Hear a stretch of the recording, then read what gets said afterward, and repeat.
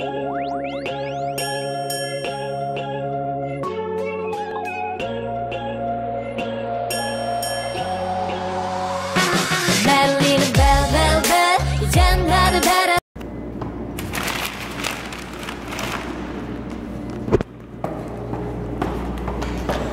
welcome to the vlog. I'm Billy the Joe.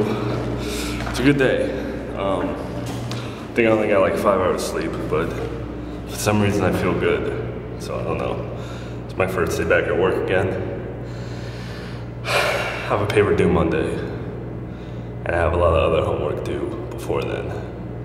So today is all homework. It's rough because, you know, 2 days off, video games, Amanda. It's hard to get back into work, you know, mindset. I say that every time I go back to work, but what are you gonna do? I'm a human being, a creature of habit. So I'm bound to repeat things. But crazy things are gonna happen today, crazy things. All right, maybe not, but I wanted to get you excited. So I just put in the paperwork for the fall semester. Right now I'm in the summer semester, obviously. The fall semester starts at the end of August. And I just realized that, like, I'm only gonna have to put in paperwork and get that process over with one more time, and that's for the spring semester, and then I'm done. I'm done with the bachelor's. Obviously I want to get the master's, but just, it's amazing. It really amazes me that I started the bachelor's a long time ago, and to finally get close to that finish line, it's surreal, it's emotional, and come a long way. I want to just say one quick thing about school and just life in general. It'll be quick. I know I'm not gonna ramble, but you know, this whole process of school, I was against it at first. Okay, years ago, I was against it. I didn't take it seriously, and I got kicked out of college. I went back, and I brought my GPA up, and I started to love school, and then financial aid cut me off. Now I was angry at the system. Okay, so even before finally landing here at the school I'm at now, I went through a roller coaster of emotions regarding school and the system itself.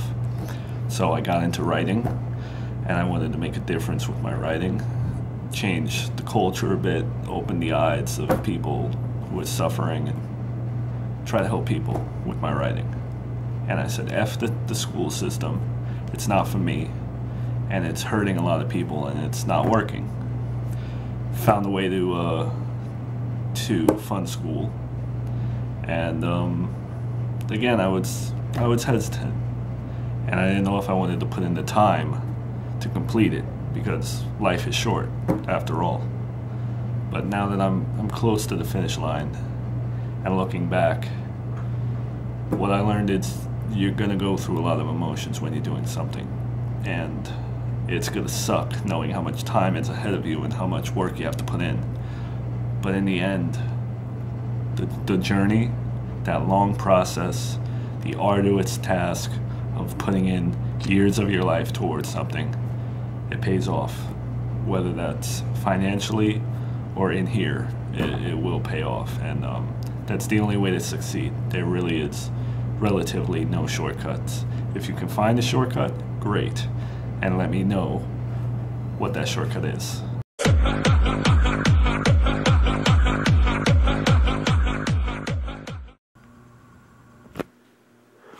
And welcome back. I'm home now. Thunderstorms outside. Amanda's not home. She went to go wedding dress shopping, you know, window shopping. And this cat's crazy. You know, he pissed the bed again the other day. He's not sick or anything, because it doesn't happen a lot, but it happens on occasion, and it's annoying. So there's that. But you know, when we have kids, I think I've said it in the vlog before, you can't just give a kid back if it's hard. So no matter how bad September is, no matter how much litter he gets in my bathroom that I work really hard to clean, you don't give up on those type of things. You don't let the cat see that you're upset either. You just shower him with hugs and kisses. I guess I can be honest. I had a moment before in the Uber when everything just crashes down and you just start to think about all the problems that you think you have.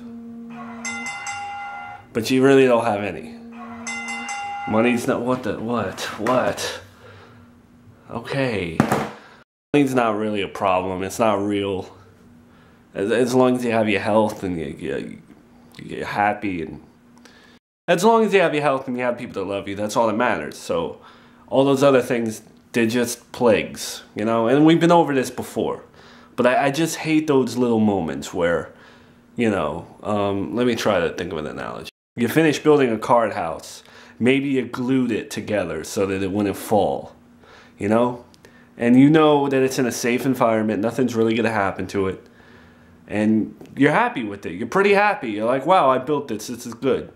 But there's still that 10% of you that believes, hey, what if this all just messes up?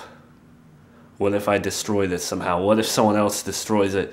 And the wheels start spinning. And you know, I have a technique of distracting myself from those thoughts with video games. But on occasion, I also get the thought where I'm like, man, what if I become one of those guys that's playing video games until he gets evicted? And he just doesn't realize that it's happening because he's too distracting himself. What if he's doing it too much? And again, it's craziness, but that's just, you know.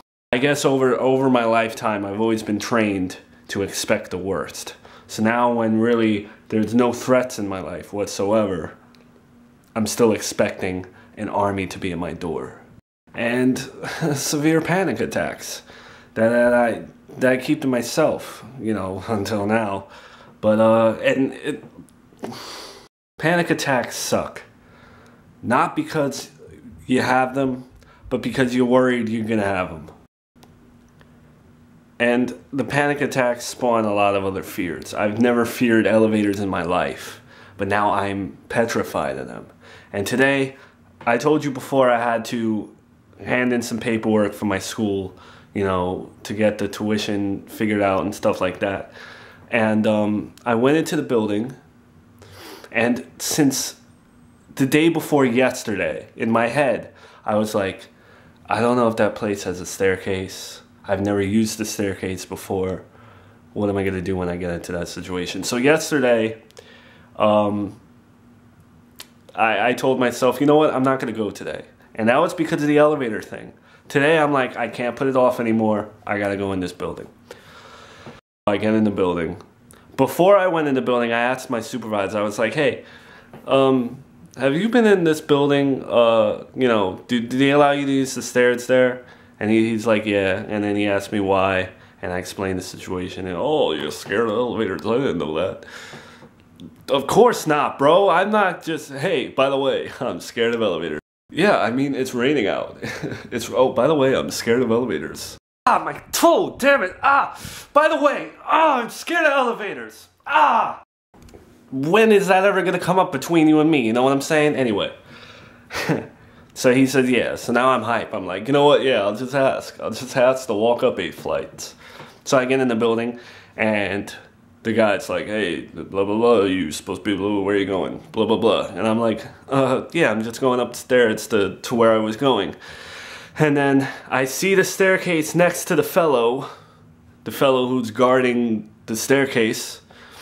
And I'm like, in the nicest way possible, in the most timid sense, I said it as if I was trying to make a connection on a human level and try to imply that, hey man, I'm not cool with this elevator thing, so can you please let me use the stairs? I didn't say it like that, but I said it in a way that made it sound like I was saying it like that. And he gave me the no, but the no where it's like, man, I know what you're up to, and I'm not having it. As if I was going to unleash a pack of horses on this staircase, and those horses were going to trample everyone in the building. But obviously, in between those thoughts are other thoughts of, oh man, what if it gets stuck, what if it gets stuck, what if it gets stuck, man. This is a really old building, they're not gonna get to us for a while. I'm not gonna be able to breathe, I'm gonna die in here. That's the thought. So anyway, I get out of the elevator and I'm like, oh, I made it up. I made it up. And then I do the paperwork and everything like that. I leave the paperwork person and now I'm heading back to the elevator. And I'm like, I don't really want to get in this. I know people aren't going to be going down and I don't want to get in here. Maybe I can just hang out up here for a bit. Maybe the woman behind the desk will be nicer and maybe she'll let me use the stairs somewhere. Maybe she'll be understanding. But then I was like, that's incredibly embarrassing and I'm not going to do that. So I pressed the elevator and I got in. No one's in the elevator at this point and it's massively going down slow and all I'm thinking is, it's gonna stop, I'm gonna get stuck, I'm gonna get stuck, I can't breathe, I can't breathe, I can't breathe, I can't breathe, I can't breathe. Doors open and I'm out. And I gave the guy a dirty look and I'm just glad I don't have to deal with the paperwork stuff until like the end of fall. Yeah, that's the exact feeling I get when I get on the subway, which means I don't take the subway anymore. And I also get this way in thunderstorms. Severe panic attacks out of nowhere, and then some just enclosed spaces. And it comes out of nowhere. I mean, it probably doesn't come out of nowhere. It's probably a place that develops. And I probably have a good idea of where that place is. But there's nothing I can do about it but work on it. And hey, I did get in the elevator, so that's a good step, right? I have been stuck in the rain, and I survived. All you have to do is kind of gradually face your fears. And it's tough, especially when things like this develop out of nowhere. I was never scared of these things. I laughed at people like that. But now it plagues me. Yeah. If you're going through something like that, just know, the trick I tell myself is, there's a way to solve the problem. Just like when I got in the elevator and I said, well, if I pass out, maybe someone knows CPR. Those are the thoughts you have to give yourself. If you're in the subway and you get stuck in a tunnel, you have to will yourself to believe, I can bust through these doors and I can get out if I really wanted to. I'm not gonna do it because that's a maniac move, but if I really, really wanted to, I could, and now I'm safe.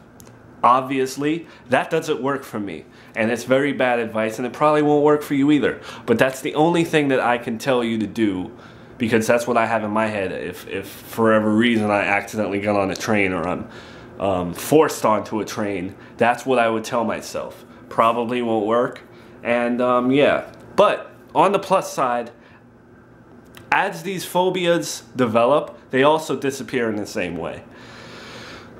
I had worse panic attacks over the years, severe ones that where you go numb sort of thing. But those have disappeared. My breathing, I can actually control it now, when at one point in my life, I honestly did not think that I could. So even the worst fear that you think you can't overcome, it'll either disappear or you might force yourself to overcome it. So I hope I helped in that way. I don't remember how I got on this subject, but if I helped you, or if you can take anything from what I just said, that's a really good thing. And comment below, let me know what your phobias are, or how you get over them, or what worked for you, or some harrowing story that's going to change my life, because I kind of need that. Anyway, I'm glad I got something substantial in this vlog, because I really didn't think it was going to go anywhere today. But it did, and it's another day, another vlog, and I don't have anything left to give you guys. I think I gave you too much. Yeah, I don't have anything left to give you guys today, so have a good life.